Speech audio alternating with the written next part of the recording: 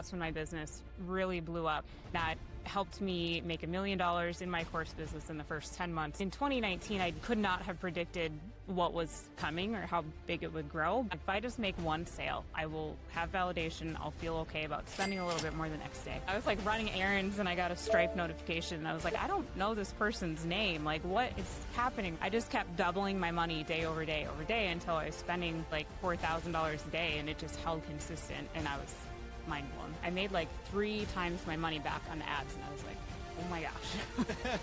I'm gonna be rich! Hello, and welcome to the Art of Selling Online Courses. We're here to share winning strategies and secret hacks from top performers in the online course industry. My name is John Ainsworth, and today's guest is Allie Bjerk.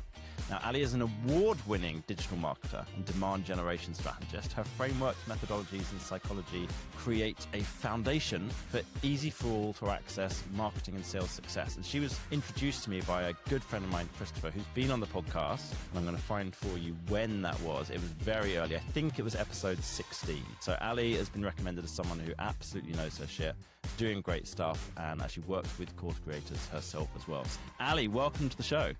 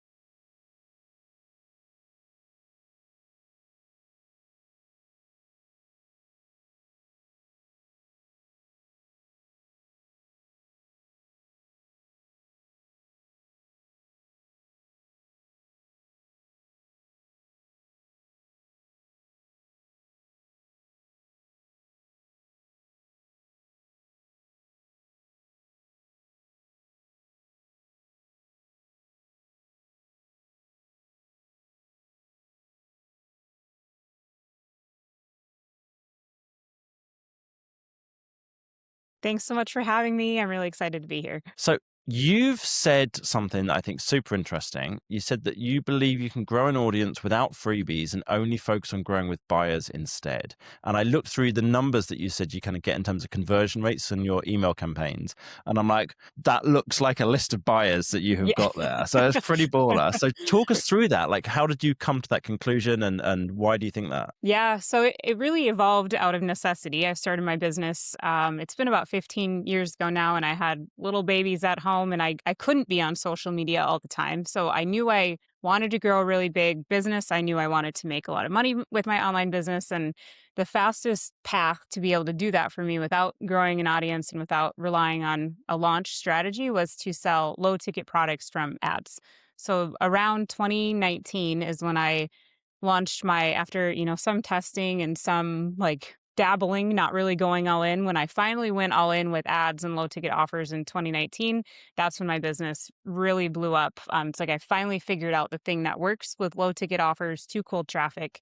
And that helped me make $1 million in my course business in the first 10 months of finally like unlocking that strategy. Nice. Okay.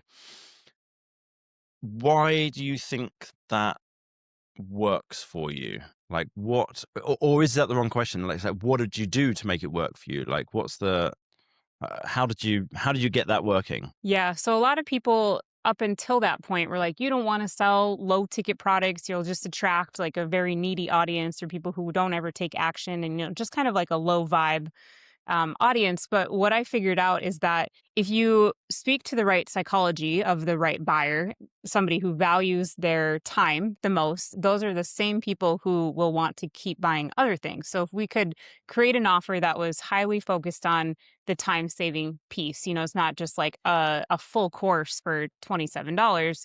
Instead, we focus on solving micro problems, getting people really quick wins. And then those same people, once they're on your email list, are the ones who will join the higher ticket signature courses. They'll join masterminds, memberships, all sorts of different offers down the road, as long as you can hit the right psychological need in the beginning. Okay.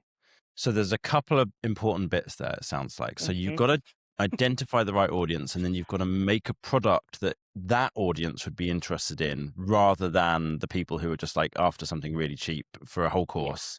You know, Yep. like, and the kind of people who want a whole course for $27 are then going to be bad customers in the future. Whereas you've got to have the right product. Like, and presumably then it's the right kind of messaging around that. And one of the things you've mentioned there is saving time. Okay. Could you unpick some of these for us? Let's start off with like, who's the right audience? How did you figure that out for yourself in terms of knowing who exactly you wanted to target? Yeah. So for myself, I've always been behind the scenes, or I started out behind the scenes of other people's businesses. I was building funnels, writing copy, running ads, and I knew I wanted my own offer. And I tried to create a low ticket offer about how to sell from a sales funnel or how to create a sales funnel after doing live streams. And this was in 2019 when everybody was doing live streams. That was like the big thing. And nobody bought the product. Like nobody even hardly looked at my sales page. And I was stumped. I was like, but this is a really good product and people shouldn't be doing live streams without having a way to get people from the live stream into a funnel. Hmm. But what I ended up figuring out is that most people weren't actually like the mass market wasn't really doing live streams. There were a few, outstanding people that were doing it. So then I shifted the offer to being a calendar of 365 ideas for how to do a 3-minute live stream every day. I created a new opportunity and I was like, this is how you market your business. You just get in people's news feeds every day. It doesn't have to be a long live stream. Just show up and hear, 365 ideas to get it done. This was pre ChatGPT. So I actually had to come up with all of those ideas. It took a really long time, but it was totally worth it. And once I put that out into the world, that's when people started buying it because once I realized, the majority of people aren't really doing live streams yet, so they don't need a sales funnel product from their live streams. So I moved my funnel product that I create or my training about funnels to my one-time offer spot, and then it started converting at like 30% of people who bought my low ticket Wow. offer bought that product when nobody was buying it before. So it helped me see how important the placement is of the products and kind of helping people see themselves transforming first, because when they buy that low ticket product, it's like when you buy a gym membership, right? And you're like, I'm going to go to the gym, I'm going to get in shape. It's like the pure act of buying the product already started making people's minds shift about themselves. So they're like, I bought a live stream product, I'm doing live streams. And then they would buy the sales funnel product because it logically made sense of, of course, if I'm doing live streams, I'm going to need to know how to sell from them. Otherwise, what's the point? Got it. Okay. So wi-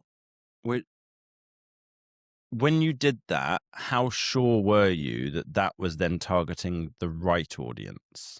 Because sometimes you can make something that sells, but it's not your audience. And like, was it obvious straight away, or did you have to like tweak it? Or It was not obvious to me right okay, away. And in hindsight, I mean, this now I am focused on teaching low ticket funnels or tiny offers, what I've trademarked them as in my coaching program. And I've built my entire business around that. But teaching people live streams isn't really the same as teaching them how to create a low ticket funnel. So it did take a lot of kind of evolving and settling into that. But it also it was created through demand of people saw this low ticket product, this live stream product, and they're like, how are you doing this? Like, how are you getting all these buyers? Because I was talking about my results and how I was running ads and how I had set up the funnel and my average cart value. And, I was sharing all this information. Like, my mind is blown, you guys, that this is actually happening from these low ticket products. And then there's a lot of people in my DMs that were like, can you teach me how to build a low ticket product? Like, will you show me how to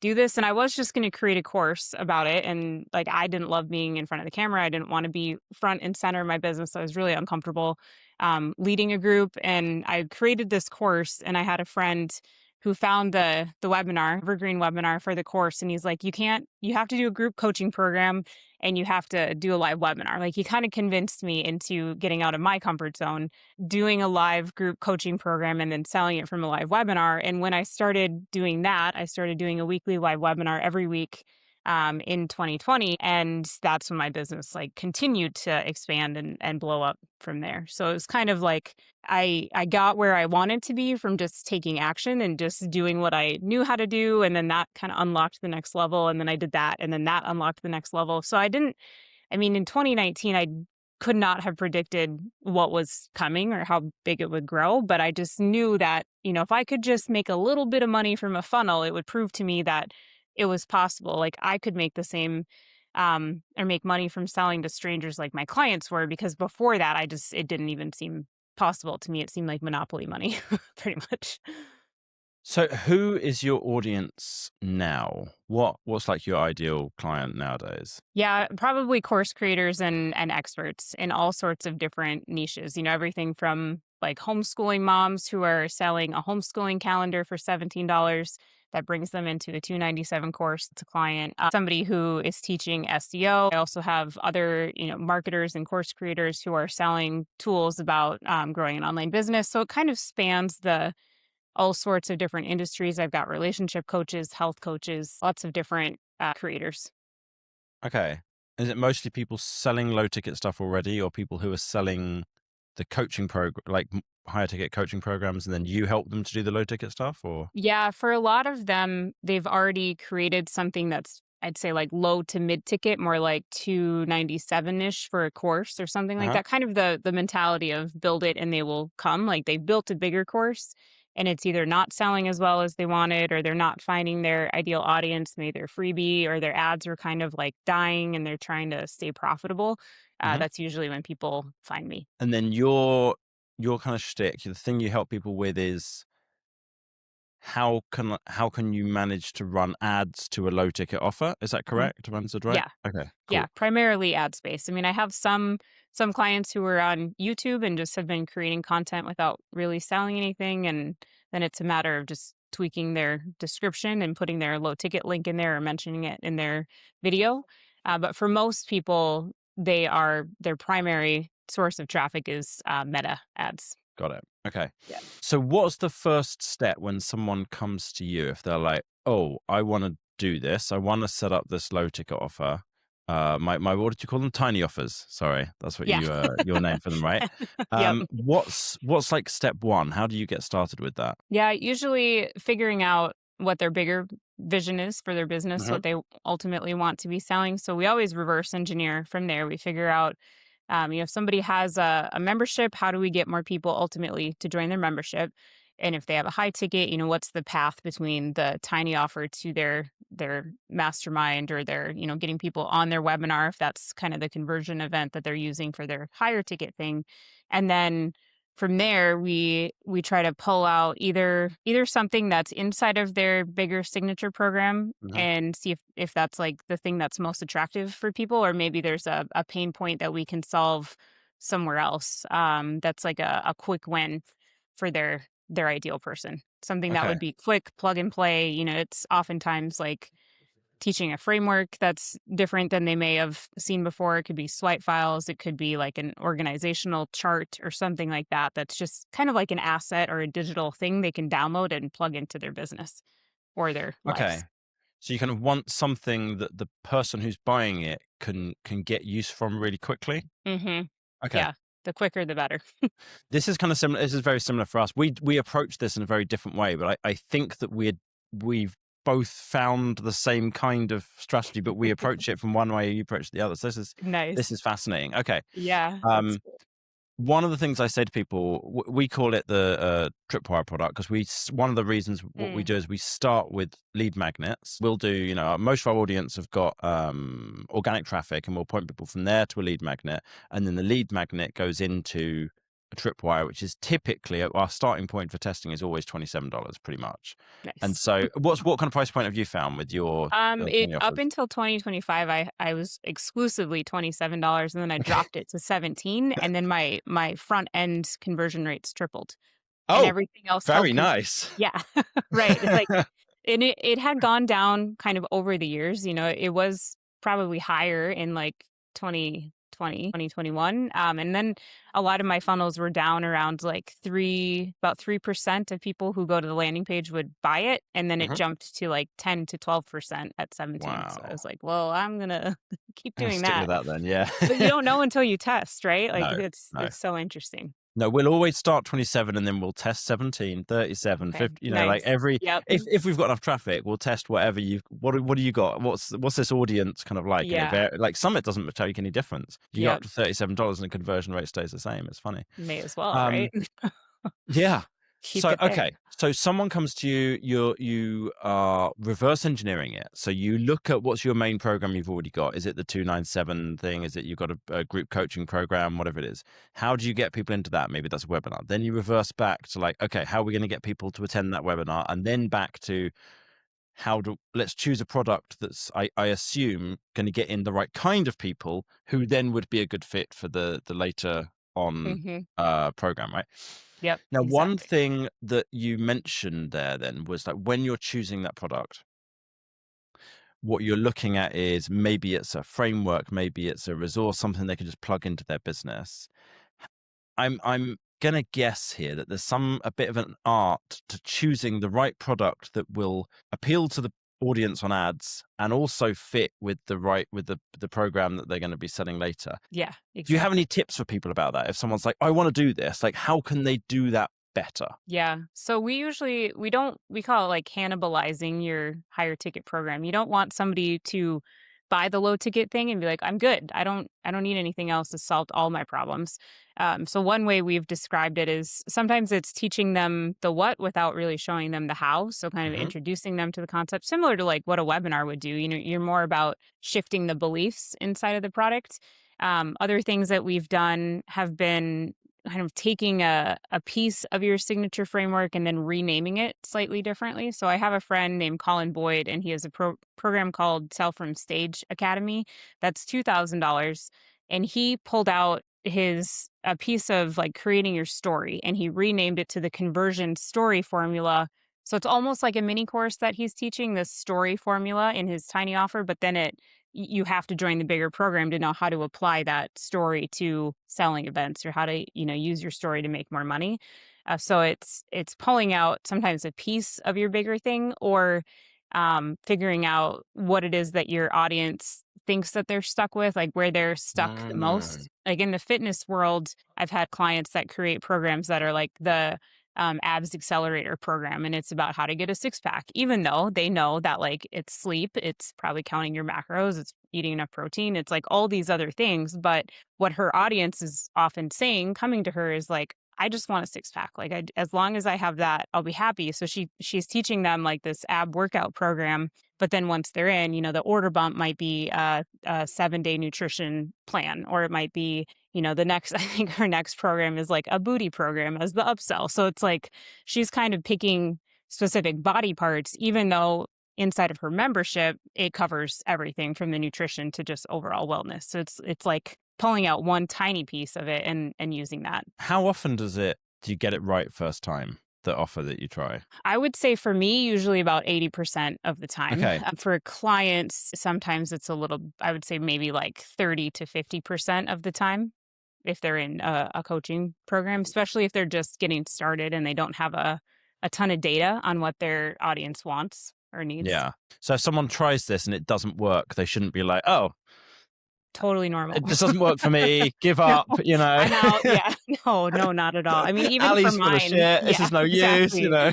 Yeah, I'm not, I swear. So it's even for me, like my current tiny offer, I did this is how I figured it out, is I did a reel about how I created a course in a weekend using AI to help me map it out and to come up with it. And the reel blew up, like it had 1 million views almost. And I was like, huh, this is like something people organically were really interested in. So I created a low ticket offer called Course Creation Hyperdrive because it's relevant and it's what people want help with. And it was about how to at least outline your course using AI, and then how to help, have it map out your modules and your trainings and stuff. And that's been my current tiny offer, but it didn't hit the mark at first. Like I was just talking about AI and people were like, ew, AI, like you shouldn't be a fake creator. Like you should actually know the thing to create a course. And I was like, no, that's not it at all. Like this is to help people who have maybe been stuck or like overthinking or they're in decision fatigue. It's like to help real experts who have a thing be able to outline it faster. So then I had to like change all the messaging on the page so people didn't think I was like this AI course person, because that's not what I was encouraging, like not Mm. fake fake creators. So once I changed the messaging, and I even tested some stuff with ADHD, like if you have ADHD and you can't finish things, like this tool will help you do it. And then I realized I had all these ADHD people coming on my list that like couldn't finish things and weren't, like Like would reading the come. email or the Yeah, sales I could. page or Yes, I could reverse engineer. Like, okay, maybe this is not quite the right angle for people coming into my higher ticket thing because they wouldn't finish attending the webinar. They'd get distracted and they wouldn't buy. Oh, so it took some time to kind of settle into the right. I mean, it was the right product, but even the messaging around it to get the right person buying it who would ultimately continue up my value ladder, it took some tweaking and some testing. Yeah. Okay, cool. All right. So if someone's listening to this and they're like, okay, cool. I want to try this. I've got like a lot of people listening have already got organic audience, but Hmm. some won't have at all, right? And they might just want to go straight with ads. Other people, I know that some people in the audience have got the organic audience, but they want to try ads as well. So this might be a thing that they're like, okay, cool, I'm going to try this out. So Hmm. we're starting off with reverse engineered back from, well, what else are you already selling? How are you going to get people into that? How do you make sure you find a product that you've got? Maybe extracting something from your existing course and just selling like that one thing, something that's like useful but incomplete. It's just the abs bit rather than the whole body, or it's Hmm. here's how to write the story, but it's not here to how to then convert them afterwards, or here's how to create your course faster, but then you'll need to sell it. And so Hmm. it's that little bit, you extract something from there and then you Yep. start kind of testing it out. When you're starting to put the ads together, what do people need to think about at that stage? I'm guessing you've got like some strategies that you found have worked really well. Yeah, so I do something different than what I've heard other people talk about. A lot of people, when I was just starting to test ads, said, never start if you don't have at least $1,000 to throw away on ads. And I remember thinking that was very scary. Like I don't ever want to throw away $1,000. Like it doesn't matter how much money I have. Like I don't like wasting money. So when I first started, I spent I think $27 my first day on ads, and I was like, if I just make one sale, I will have validation. I'll feel okay about spending a little bit more the next day. And then I made a sale that day. I think I made two sales that day, and the order bumps and the upsells. So I made like three times my money back on the ads, and I was Wow. like, oh my gosh, like, this is I I'm didn't gonna have to be work for this. rich. Yeah, yeah. I was like running errands and I got a Stripe notification. And I was like, I don't know this person's name. Like, what is happening right now? So then the next day, I think I doubled my ad spend, which is a little bit harder to do in the Andromeda update days. And Facebook ads have changed a lot since then. But I just kept doubling my money day over day over day until I was spending, I think I got up to like three or $4,000 a day. And it just held consistent. Wow. And I was mind blown, of course.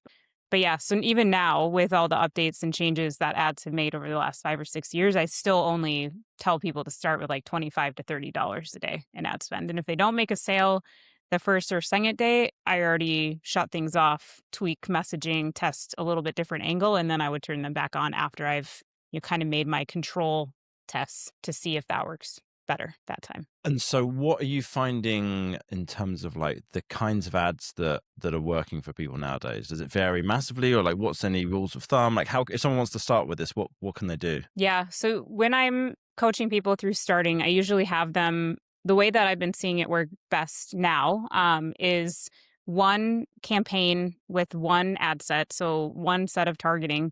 And then inside of that, launching with 5 to 10 different creatives. So with the most recent update that went through, that seems to work the best right out of the gate. And I'll have people create a 60-second video ad that's like face to camera where they're holding their camera and talking kind of about what the product is, a real looking ad where it's just b-roll with text over the top of it, mock-ups where it's a picture, even like a photoshopped version of what the product is where it's got all the bonuses and everything laid out, or a selfie kind of branding photo. So really mixing it up on the different types of content carousels that you can swipe through, kind of testing a little bit of everything and then Hmm. making sure there's a good hook at the top, of course, of the ad messaging, making sure that you're speaking to the right person, because the biggest change that I've seen recently is that targeting is a little bit more relevant than it ever has been. I used to get into the ads and be like, they have to like Russell Brunson and Amy Porterfield and Brene Brown, and I would like stack my interests.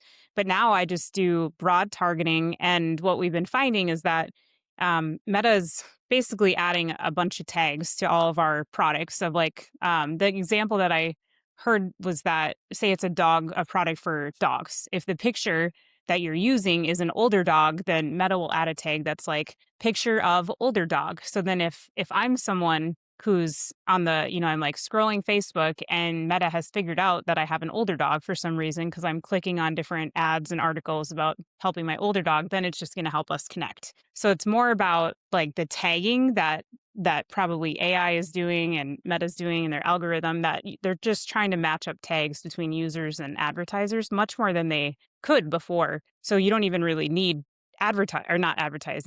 targeting like you used to. You just need really ads that are written really well. Okay. So a wide variety of kinds of creative, try all kinds of different things. There's a friend of mine, he runs I don't know, it's like a few million a year course business, and he does it all with ads. And he told me the amount of creatives that he makes in a year, and I can't remember the number, but it was certainly a number that Thousands, made probably. me just like almost feel sick in my stomach of like, Yeah. how do you think of that many ideas? It was thousands. I know it was Yeah. thousands, but I can't remember if it was 2,000 or 10,000, but it was somewhere in that kind of range. I was like, Yeah. dear God, How people do you think, think oh, that? ads, just set it and forget it. And it's like, Yeah, no, it's a you're much going to be different creating a game. lot of Yeah. creative. Yep. Yeah. So So how I much will time? usually refresh my ads at least once a week. And I use a lot of AI ideas to Mhm. help me, or I go into Canva and I just tweak little things or tweak colors. I find a lot of Canva templates that I just use. Like I'm always trying to create as fast as I can just to get some level of testing and an idea of what my audience cares about So or clicks from. how many different creatives do you think you're going through in a week or month or year, or however you might figure that kind of thing out? I would say probably if I were to say 10 per week, 52, probably like 520 Yeah. roughly a year.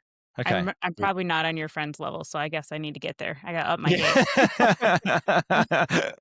But I really think it's important because I think people sometimes want to start ads, but they don't realize if you're going to do this, you need to do it properly. Yeah, Like it's you a can't just commitment. go into this and go, I'm going to come up with 3 creatives and it's going to be percent. No, no, no, no. Almost just don't even bother starting unless you're actually going to be like, right, I'm going to come up with enough creatives. I'm going to test enough different versions. I'm going to test different products. I'm going to test Mhm. different sales pages. I'm going to see what kind of works, different types of messaging, and then just have the creative like flow just going Yeah. every week, coming up with more and doing that. Does that Yeah, take you a and long time now? Sorry, no, I I mean, interrupted. I'm kind of always thinking about that. That's what I was going to say is like for the organic people, they're just that's kind of their frame for life as they're going through their day. It's like, oh, that could be content, or I have a Hmm. content idea, or I could write a blog, or I guess probably not blogging anymore, but I could create a reel about that.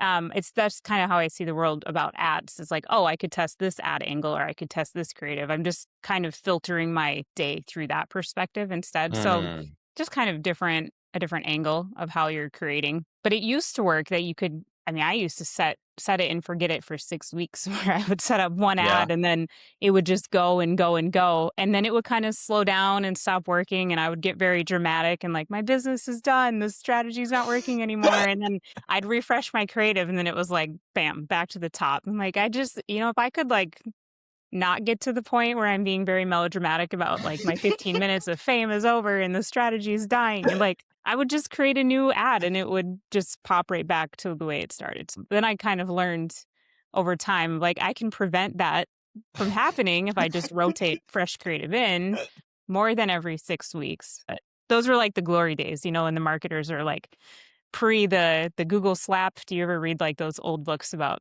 marketing, what it was like when you could run Google pay per click and it was really easy? And then they're like, oh, the Google algorithm changed. It's like we mm, always kind of have to figure out the next thing. yeah, yeah, it always happens. I know back in the time when Google Ads was like pretty new. I Mm, studied Google Ads, I took courses in it, and I ran it. But at the time, I was running like a charity, and so I was getting people nice. great results with Google Ads, but I wasn't really making all that much money. And I Mm, kind of look back and I go, like, man, dang if it. I had just been running a for-profit business back then, because I was like Right. pretty decent at it, and I was like, I think I could have made a lot of money back then with that. But it's like, ah, it's all right. You can make a lot of Coulda, money woulda, now doing shoulda. something else. It's fine, Right. Yeah. Yep. You had to be there before you could be here, but I know. Yeah.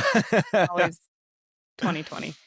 So then what's your process after that? So for yourself, so you run your tiny offers, you get people buying, you built up your list. What happens next? What's your order bumps? What's your upsells? What's your kind of your process afterwards to get them to buy anything else? Yeah, so I have my $17 front end, and then for the order bump, I usually do $27 or $37. Hmm. And what I found is a calendar type thing works really well in that order Mm. bump spot. If it's like an implementation plan, or for me, it's like a launch plan. So they're building their course, and then the launch plan makes sense for them Hmm. to, after they finish the course, be able to start marketing it.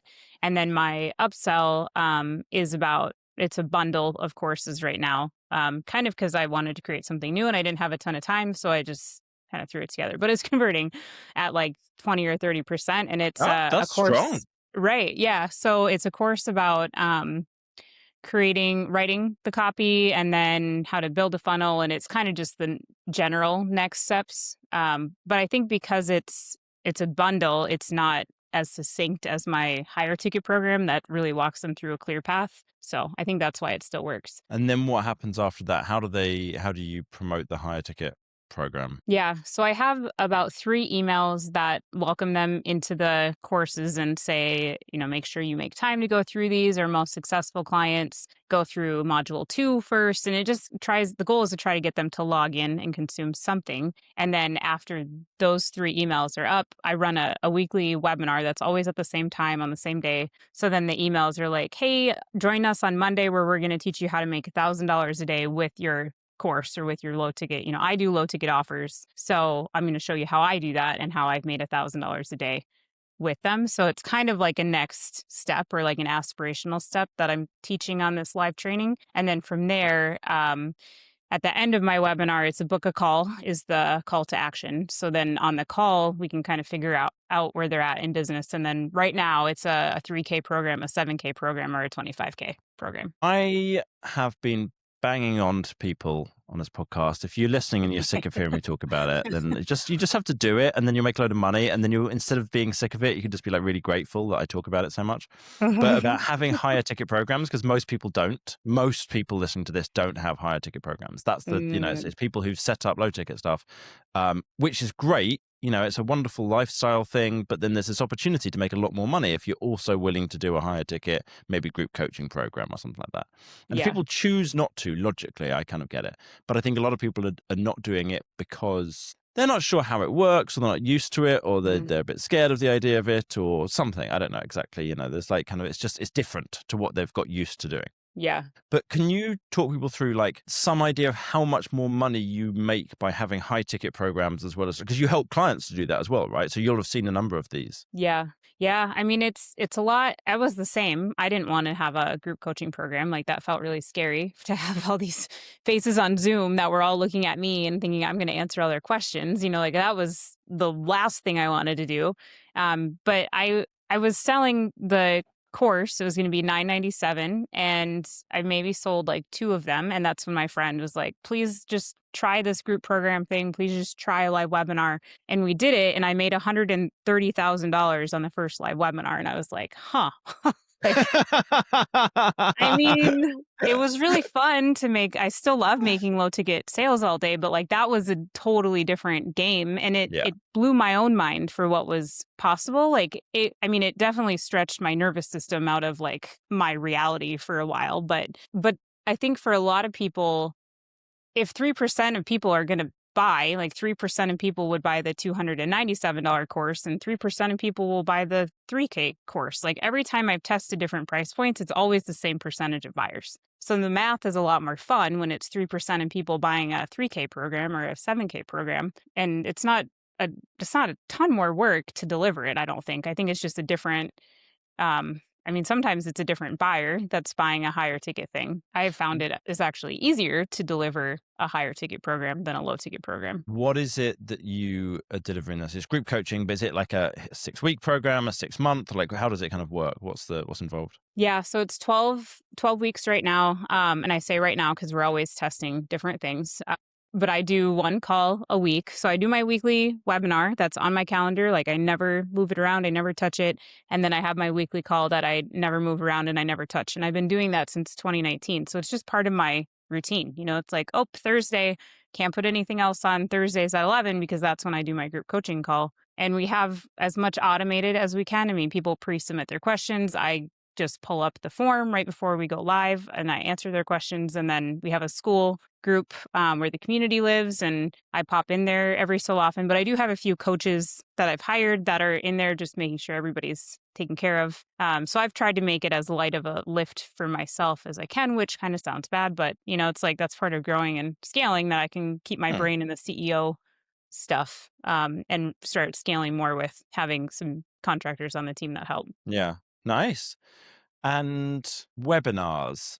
Talk to me about why you do a webinar as the way to promote the booking a call and the next step with that, rather than, just sending an email to promote it directly or whatever else it might be. Yeah. So I use the webinar to, shift beliefs of what people might be thinking about low ticket products. It gives me just more of an opportunity to get in there with people and show them that, ads are an option. They're not as scary as they might think. So I talk about ads a little bit. I talk about, just the importance of finishing things and getting support on finishing things, that it's way harder to do it without having a community around you, which I truly believe. And then, just helping them kind of come up with their ideas for what their low ticket offer could be. So when I look at my audience, most of them are like, cool, it works for other people, but I don't know what I would do. I don't know if this is possible for me. So there's a lot more kind of like validating their ideas that I can do in the chat, and I can connect with people and I can say their names, and it just starts to feel more real when I can say, yeah, I had someone in your exact niche and they created this offer. So I can kind of go back and forth with people, which I think helps more than Nice. Evergreen.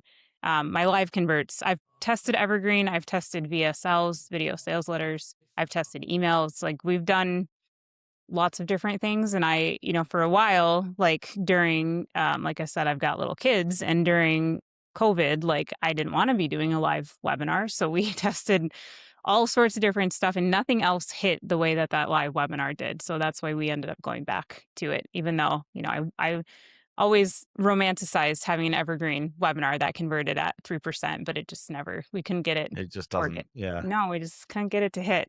So it converts 3% from what? People who registered for it, 3% of people who attended, or what's the Yeah, who registered for it. 3% of people who registered end up buying the program or booking a call? Yeah, buying a program. Buying the program. Okay. That's the general. Because I mean, there's like the registration rate, the actually showing up to the webinar rate, the booking the call rate, the showing up to the call rate. So there's a lot of drop off points like Yeah. in any other webinar, but tracking all of those is key, as you Yeah. know. Yeah. I always find that I recommend webinars to people quite a lot, but I also say it's only worth doing when you're selling something expensive enough, because the drop off Mm-hmm. rate at each step is so high Yeah. that you've got to, at the end of it, actually sell something that's, like absolute minimum a few $100s, but probably 1,000 or more, Yeah. for it to kind of really be a good fit. Because you can Yeah. sell stuff for like $500. It depends on the audience, right? It's at least Mm-hmm. $300, like with just through email, fine, and it's easier to sell Yeah. through email because you don't have to get on the webinar and get all excited for people and be there at a certain time and so on and so forth.